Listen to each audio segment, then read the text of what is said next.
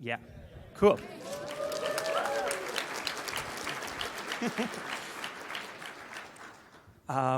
Okay, great that that works now. I think like there's like a tiny bit of the screen that's cut off at both ends. I don't think it's going to be a problem. Just like, yeah, just tell me if something's completely not understandable. Yeah. Anyway, I'm Anna. I don't know like whether you're all morning people. I'm not. I'm not usually awake at that kind of time. So yeah, I hope this is going well. It's not going to be it's going to be a technical talk about Node. Just like, yeah. Okay, so first of all, like the forward key doesn't work here, so I'm gonna have to go here. Okay, so who am I? I'm Anna. I'm ADDALEAX on Twitter and GitHub. Pronounce it whatever you want. I use she/her pronouns. And I've been an active contributor to Node.js since December 2015, so like quite a while ago. And I'm on the Node.js TSC, like technical steering committee. And what that means is that I am one of the people who, like, if there is no consensus among the Node.js collaborator group, we're the people who decide what actually happens, or who try to set the general direction for where the project is going. Like that also means that, like, if you want to complain about something or anything, you can, like, I'm a person you can come to. And yes, like, I'm going to start this talk by like describing how I originally got into coding in Node.js. Contributing to Node.js itself. And so like, there's this, I hope can you all read that? Not so much? Okay. So like basically it's like setting, using set timeout with like invalid parameters, using the, like accidentally passing a number twice, and like, don't ask me why I did that. I had something like that in my code once, and like I couldn't really figure out where in that code that was, because like that was the original stack trace that you were getting, and I still think you're getting it on Node 4. And so yeah, just like it's blowing up when it tries to call that function, which is 1000, which is not a function, so it's not going to work. And so like,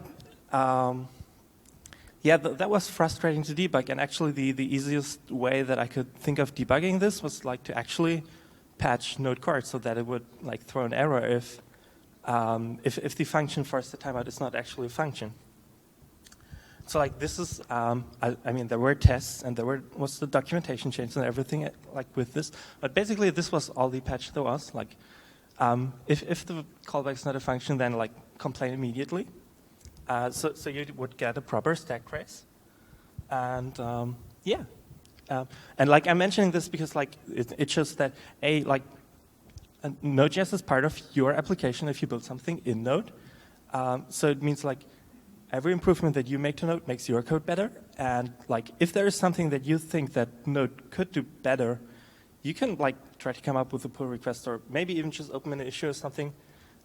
It's a lot of these small things that actually make Node a great software. So like, for example, like of the like 7 or 8 last pull requests that I opened, like 2 were actual bug fixes for like HTTP2 stuff, and like 5 of them were just like stuff that I ran along the way while I was debugging them. Just like thinking, okay, yeah, this is not helpful what Node does there, so let's do something more helpful. Okay, yeah, so why was I talking about that, and like why I'm talking about Node.js in general? It's not just because like I'm a core contributor, it's also because like before I made that patch, and like before or later I started watching the Node.js Node repository and everything, I didn't really have a lot of concept about what was going on inside the core Node.js community. It was kind of like its own separate world. And I know that a lot of people in the community still feel kind of disconnected from what's happening there. Like most of you probably just like take the releases of Node as they come and like update every once in a while.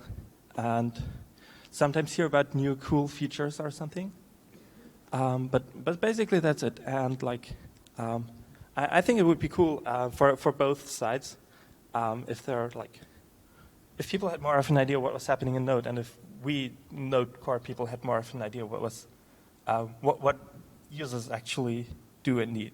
I mean, like, it's not like none of us aren't users either, but you know. Okay, so and where are we now with Node? So like Node 10 is just around the corner. It's probably going to come out in April. Until yesterday, I thought it was definitely coming out in April, but okay, yeah. So I'm gonna like maybe mention that later, but yeah, probably. So like what's coming out? It's features like ES modules, which yeah, don't be excited like too early. It's like I probably can't speak as much to it as I should, because like I try to stay away from that topic, because like it's it's not like healthy to like talk about it a lot. HTTP2, which is like a lot more fun, and which like I'm participating in a lot more. Async hooks, which you may have heard of, might probably not have used, but like it's a pretty cool thing, and people are building pretty cool things with it. And yeah, you're gonna want to know about that. An API, which is like also very, very specific. It's just like for native add-on authors, but it's a cool new thing in Node. Then there are like things that move along with JS, like as JS evolves, or things that we see in the web platform in browsers that we think, yeah, that might be cool to have for Node, like standard URL object. Like it's I think it's becoming a global in Node 10. So like you can just like take URL, new URL, just like you write it in the browser, and use that same thing in Node. Text decoder, text encoder, those things. Then there's things that are coming from the JavaScript engines themselves. Like we are currently in master, and so probably in Node 10 as well, on V8 6.4, which means like stuff like we have full WebAssembly support in there. That's pretty cool. We have I don't know if you've ever heard of that, but like the old debugger away API, that went completely away. But we also, like, since then we introduced as a replacement a way to talk like you can talk to Node like the V8 Chrome debugger. Like you probably have used that with Node, or I've heard that you can do that. It's like there's an API for talking to Node with that. So like you can actually do really cool things like inspect the actual stack of your program while it is running, and not just the stack trace, but like the actual variables and everything. It's like pretty cool stuff that you can build with that. We're changing the error system in Node. Yeah, I'm gonna like have more details on everything in here later. So, yeah. And like some more longer term efforts. Yeah. Okay, so ES modules. I'm just like going to give an overview of where, like, my understanding of where we are at is, and I think my understanding is pretty accurate. But I'm not like 2 or 3 weeks ago we spun up a new modules working group, and so like if you're really, really interested in like knowing what exactly is being discussed and is happening, you can like they have meetings and they are being recorded, and you might want to check those out. There is experimental support in Node, so like you can run Node -- experimental modules, I think, something like that. And you actually can use ESM with that. It's not quite where you want it to be yet. So like one of the things that that we're currently having in Node is that .mjs is happening as the file extension for ES modules. That might not have to be the end of it. There might be a way to like use ESM with .js files. we're just like gonna have to see what we can make happen, what like is actually best for everyone. Because like one of the things about ES modules is that in every discussion there's always like multiple approaches, and like none is perfect, and like it always has real downsides for everyone, and like I can't go into detail, mostly because like some of those thoughts, like for example, one of the things that I have here in the list is that named imports for CJS, for CommonJS. So like you write a module that's called like leftpad or something, and so you want to like import and then import the actual function. I don't know what it's called. Import pad from from leftpad or something like that. It's not like going to be what you. It might work, it might not work, and like it's not as easy as saying, okay, yeah, we can just make it work. It's tricky. It's also going to be very different from what you have right now with CommonJS, because like it's being loaded asynchronously.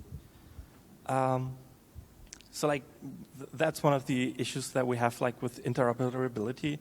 So like you can't just require an ES module that's like never going to actually work, because require always gives you a synchronous result, and that is just like not happening with ES modules by design.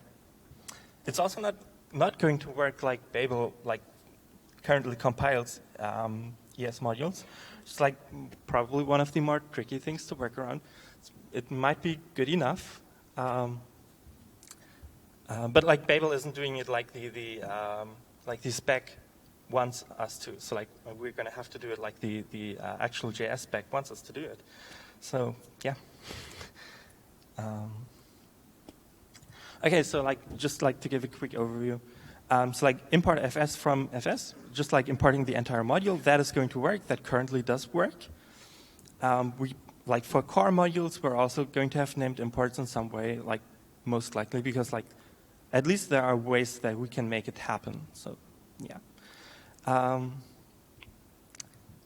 importing like between userland ES modules is always going to work. Like that's just like completely spec'd, and yeah, that's not going to be an issue. What we are not going to have in ES modules is __ file name or __ dir name, something like that. Instead, you're going to get the URL of the current module, and all of that lives under import.meta. So like, there's no magic globals like or pseudo globals like require or module or exports or anything like that. And you're probably going to get like import.meta.require, which like is going to give you a way to at least load existing CommonJS modules in ESM. Okay, another thing, HTTP2, which is like, as I said, it's something that I've been working on a lot more than ESM. And it's really cool. We have like pretty much everything in the API fleshed out right now, so that's nice. It's currently experimental. It has been since it was introduced in, I think, 1.5 years ago. I don't remember exactly. But it's like the hope is that in Node 10, which is like 1 month away, it's not going to be experimental anymore, mostly because like the API is really fleshed out at this point. It's a lot like there is a compatibility API, so you can use it a lot like HTTP1 or the existing HTTP module if you want to. That's going to be useful a lot of the time. You can actually, like, at least if you're using TLS servers, you can actually build servers that support both natively, which is really nice. But like the new API that you get from HTTP2, if you don't care about like the old stuff about HTTP1, it's a lot cleaner than what we have in HTTP1. Yeah, it's just like it's also just like better code. Like HTTP1 was like written in a time when Node was a lot smaller, and it was just like there was less commit review. And more like, okay, yeah, we're gonna like make changes, and like if something breaks, then we're gonna fix it. Yeah, so it was a different time. And plus, you get all the perks of HTTP2, which is like you can have a single connection and multiplex different streams, so like basically different files over that. You get push streams.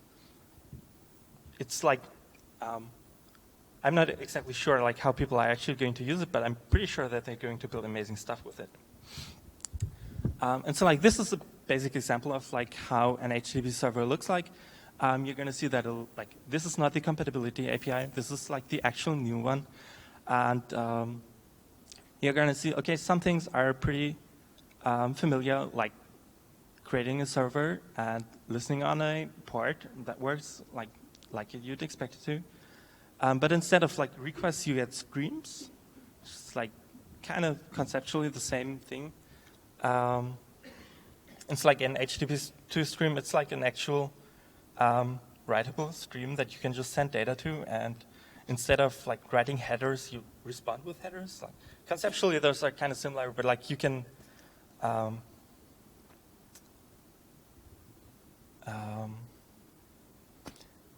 yeah, it's just like pretty similar if you look at that, but like it has a much richer API, but you're going to have to look at it up in the documentation if you actually want to know a lot about that.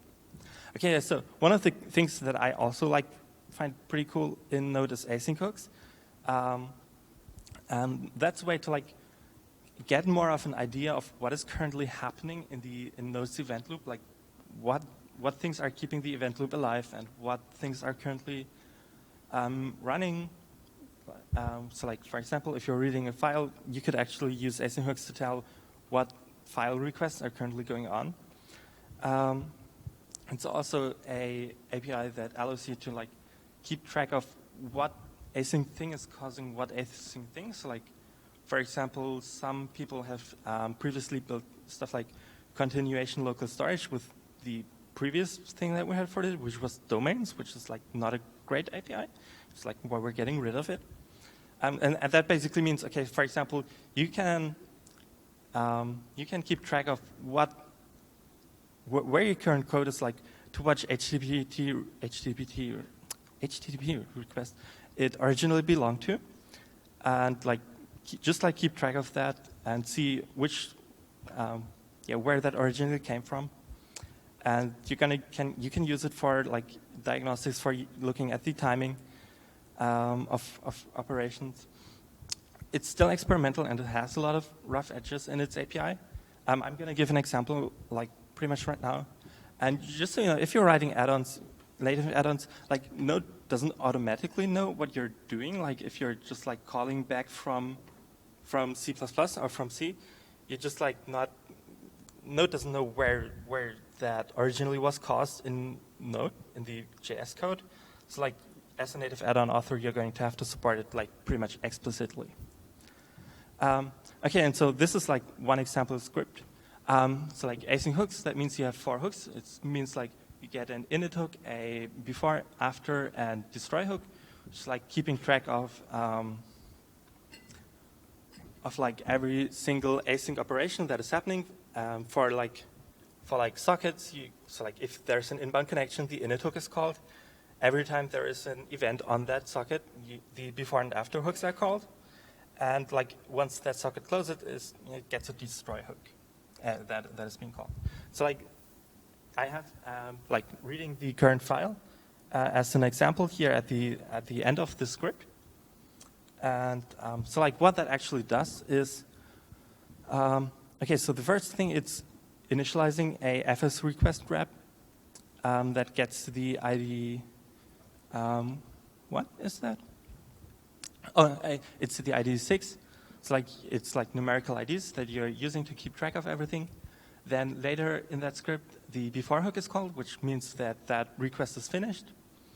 Then it's initializing another file system request. Gets to the next ID, which is 7, and then the original one is finished, like it's after and destroy hooks are called. Then later, the same thing for the next request, like it's finished. It calls its callback, just like indicated by having a before and a after hook. And because it's a request, like request means it only, like it's when it's finished, it's done. It's always getting called. It's calling the destroy hook. And finally, you get another file system request. And so like this is just like the beginning. So like it's very, very detailed. And what you can actually see is that there are different things happening here. So like the first is actually opening the file. The second one is actually reading from the file. And the third one is closing the file request. So like it's very, very low level and very detailed, but yeah, you can build pretty cool stuff with it.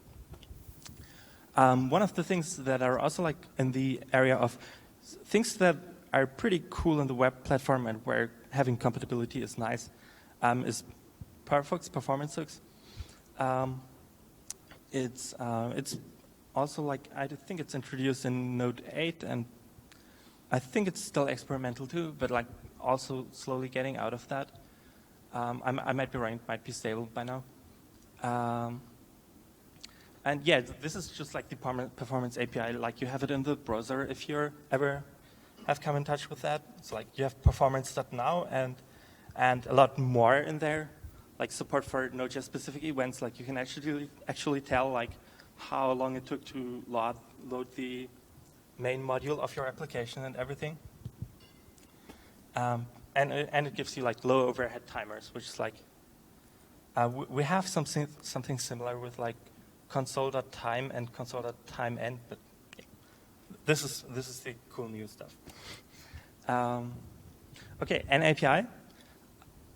Who in this room has ever written a native add-on with Node? It's not a lot of people. So like if you ever like felt that might be useful for you, this is a cool new thing that also makes that a lot easier. So like if you previously wrote an add-on for Node, you had to understand the V8 API, which is doable but really, really tricky because like if you're coming from a JS background, their error handling is just like going to be really, really confusing. Because like it's written in C++ and they don't use exceptions because like that has performance impact. So they're going to have to do something really, really tricky. And with an API, you have something pretty natural. So like this is an example of how to write a C++ add-on with an API. This is just a single function that you can expose to JavaScript. And I mean, it's not quite like JavaScript. You still have like to do things like explicitly convert, like say this value converted to a number and then like give me the value as a 32-bit integer. That's overhead you're not going to get around. But like it's like as a JavaScript developer, you can definitely understand what this does and make changes to it. And yeah, it's doable. Okay, another thing, promise support is just like something that we're going to live with. Like there are people who don't really like to use promises in Node, and like they're going to keep being able to do that. But like generally, people are going to use async await. People are going to use promises for a lot of stuff. And yeah, as a platform, Node just like has to move along with that. And so like we have, like if you don't use async await at this point, you should. Just like telling you this is just like really, really, really nice. We have await support in the REPL by now. I think that's also just like coming out in Node 10, because like we actually have to like do some weird transpilation inside the REPL. Like previously didn't do that, but we think it's worth it. It's like we have to ship an actual like parsing library with Node. We have util.promissify in Node 8 and above, which is like the bare minimum. Like you can convert Node functions to like promise APIs, but just like you still have to do that explicit conversion, which is not that nice. We have a new module, fs/promises, coming in Node 10. And that is actually going to be like all the file system functions that you're used to, except they work promise-based. And like instead of file descriptors, like you're working with, like if you're using file descriptors in the current file system API, you're working with the actual raw numbers, which is like not that nice because like, I mean, you can open a file and basically forget to close it and just like It's going to leak resources if you are not really, really careful. Like if something throws before you can close the file descriptor, you're going to have a resource leak. It's like there's the one change that is different from the normal FS API is that you don't actually work with the raw file descriptors, you work with wrappers. And like if they get garbage collected, they're going to show you a warning. It's like, hey, you forgot to close this. It's like that's also pretty nice. And async iterators, which is like something that I think is like you don't need a flag for it in Node 10 anymore, like just to have the engine expose those. And like we're going to implement that in some way for readline and for streams. So like you can actually do something like for async const chunk of stream instead of like listening to the data event of a stream. Also like really, really cool. And so like, yeah, I mentioned in the beginning that there were changes to our error system. And so like every error in Node is going to eventually have a error code associated with it in some way. This is usually going to look something like this. So like this is just like a very simple example because like passing in a just like invalid thing to a function, like you can't listen on an array with a network server. It's just like going to tell you, okay, yeah, that is not the right format. We don't understand that. And it's like, so you can use, you can look up the error code on that error. And yeah, and that also means like if you're currently like, the motivation for this is that like a lot of people were checking the error text, the error message when they like to figure out what actually happened and just like do like diagnostics in terms of that. And that's not really cool because that means that changing an error message is actually a semi major change or has been up until now. And we really don't want to do that. We want to like just like give you the best error messages we can. So like, yeah, if you want to know what was happening with a certain error, just use error.code from now. But like also like introducing this is always a semi major change, or at least we consider it one. Just like to be careful at this point. So this is just like more of a long-term thing too. And yeah. Okay, workers. It's like there was a fork of Node that you may have heard of like a while ago, like half a year or so. And in there, I actually built worker support for Node.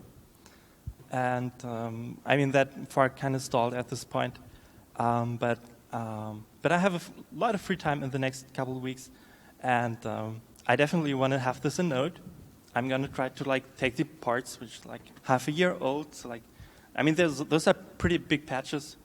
But like, I definitely want to have that in Node and like want to get them parted and want to make that happen really soon. So like, that is what the API would currently look like if those patches were accepted as they currently are. It's like completely up for debate. But yeah, you could just like have workers in Node.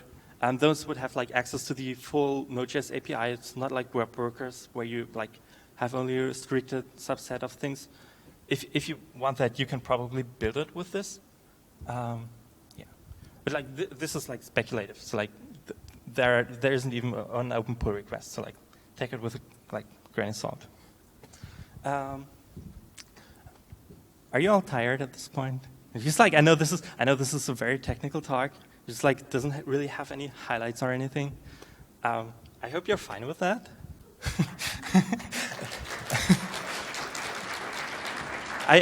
I mean, like the general idea is just like to give you an overview over what's happening. And I mean,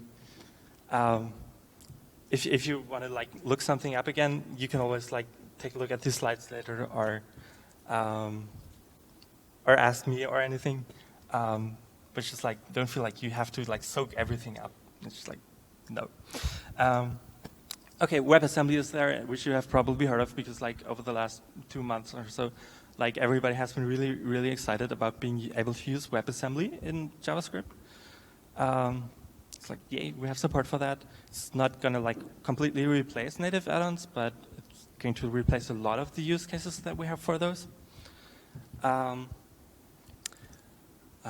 Yeah, also like since Node 8, we I guess a lot of people here that are using Node in production are still on Node 6 or something like that. Node 8 has a completely new compiler toolchain, which is like, I think like people were seeing up to 50% increases in performance just like from having this new JavaScript compiler toolchain. Like, yay. Great work that they did there. Like I said, the debugger API, if you ever use that, it's like gone because like V8 removed that, so like we can't provide it anymore. We're gonna have to live with what's coming upstream. Oh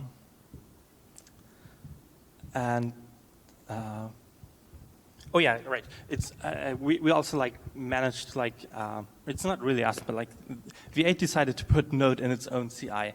So like that means that every change to V8 is actually being run against Node and see whether it breaks any of our tests, which is like really, really nice for stability.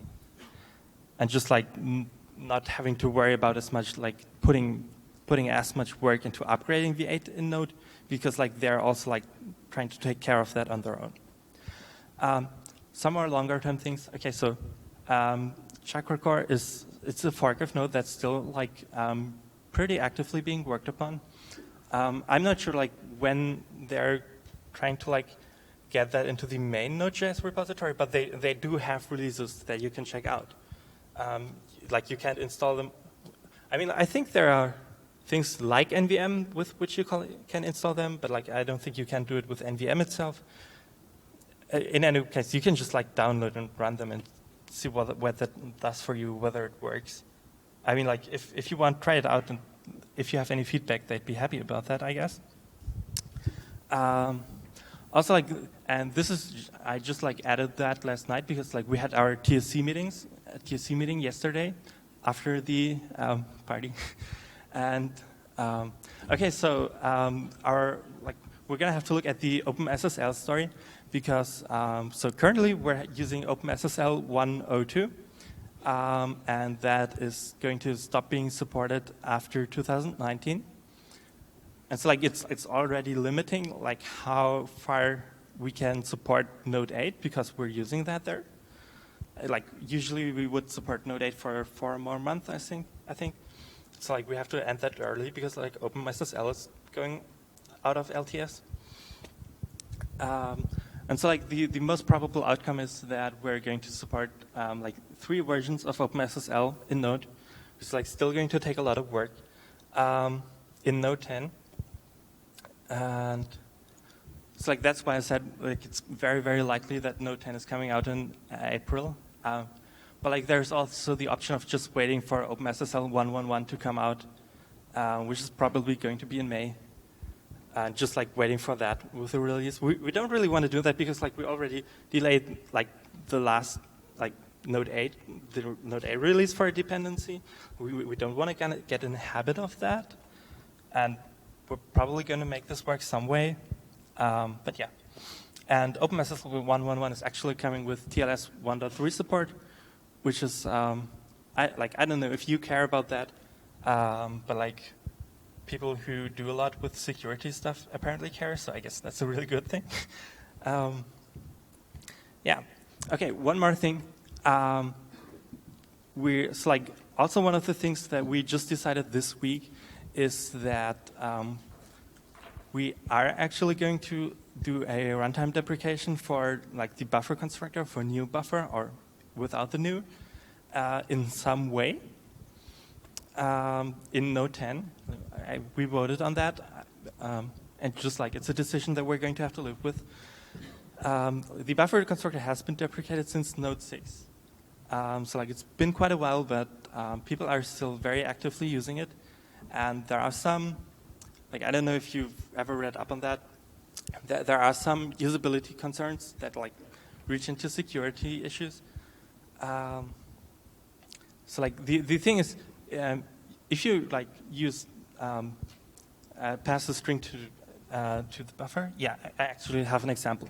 So like if you have input that's coming from a user and you're going to like parse it in some way and you forget validating the type and then you're going to respond something with new buffer where the parameter is something that you didn't really validate, So like that thing that you think is some string, like which it might not be, because the user passed it in.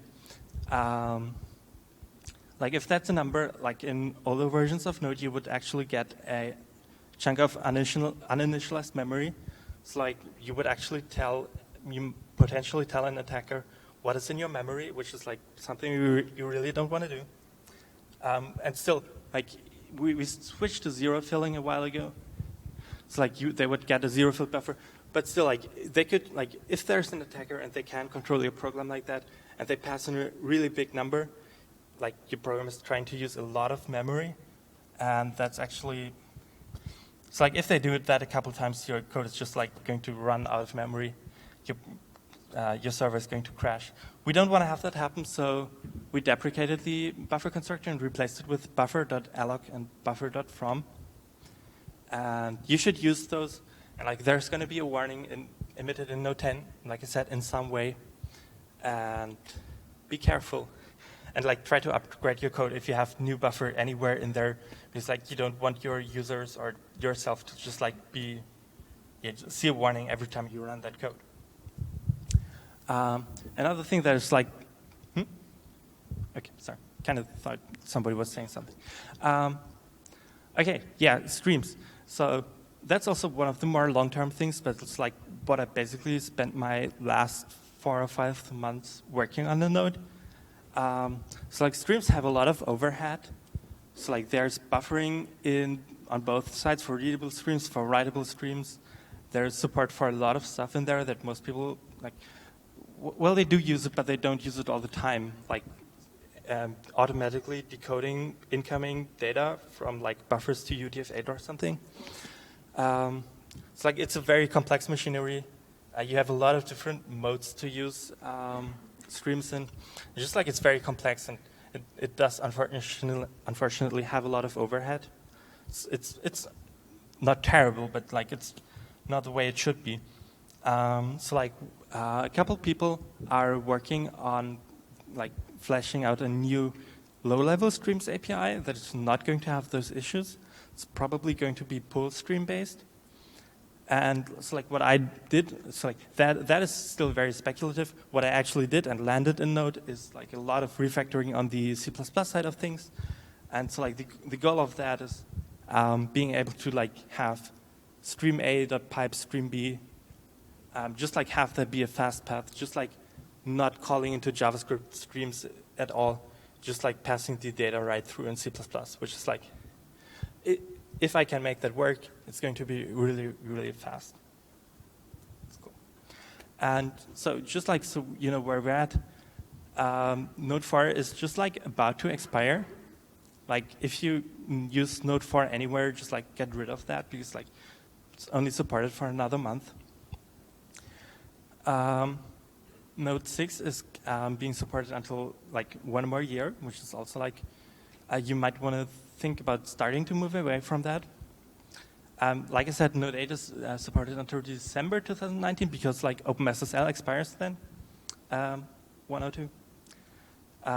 Node 9 is like also like, I mean like when I'm talking to people, like some of them are not that aware that like our odd number releases like Node 7, Node 5, Node 9, like they're just like they basically stop being supported when the next major release comes out, like Node 10. We're still going to do security releases for like another 2 months or so. But basically, like if you use an odd numbered release of Node, that's cool because like you should, because like it's basically a peek into the future. But yeah, just like if you're using that, just like be prepared to jump to Node 10 like very, very soon. And that's it. Thank you for listening. If you have any questions, just like you can come to me. If you have anything that Node could do better, or that we could do better, or that you want to change in Node yourself, just like come talk to me.